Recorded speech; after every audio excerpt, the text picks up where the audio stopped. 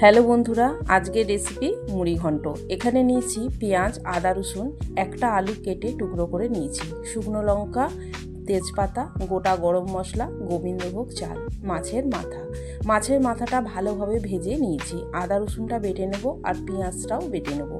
গ্যাসের উপর কড়াই বসিয়ে সর্ষের তেল দিয়ে আলুগুলো দেব, তারপর একটু নুন আর হলুদ দিয়ে ভালো করে আলুগুলো ভেজে নেব। আলু ভাজা হয়ে গেছে, এবার তুলে নিয়ে 1 চামচ ঘি দিয়ে, গোটা গরম মশলা দিয়ে, শুকনো লঙ্কা আর তেজপাতাটা দিয়ে একটু নেড়ে পেঁয়াজ বাটাটা দিয়ে একটু ভেজে নেব। তারপর আদা রসুন বাটা দিয়ে নেড়ে অল্প হলুদ গুঁড়ো, ধনে গুঁড়ো, জিরে গুঁড়ো, স্বাদ মতো নুন দিয়ে মশলাটা ভালো করে কষিয়ে নেব। 2টি চেরা কাঁচা লঙ্কা দিয়ে দেবো। গোবিন্দভোগ চালটা আগে থেকে ধুয়ে জল ঝরিয়ে রাখতে দিয়েছিলাম, সেই জল ঝরানো গোবিন্দভোগ চালটা দিয়ে ভালো করে মশলার সাথে কষিয়ে নেব। কষানো হয়ে গেছে, এবার ভেজে রাখা আলু আর মাছের মাথাটা ভেঙে দিয়ে দেব। ভালোভাবে আবার সব নেড়ে নেব। এখানে গ্যাসটা লো টু মিডিয়ামে রাখবো। যে বাটিতে চাল মেপেছিলাম সেই বাটিটা মেপে 2 বাটি গরম জল দিয়ে দেব।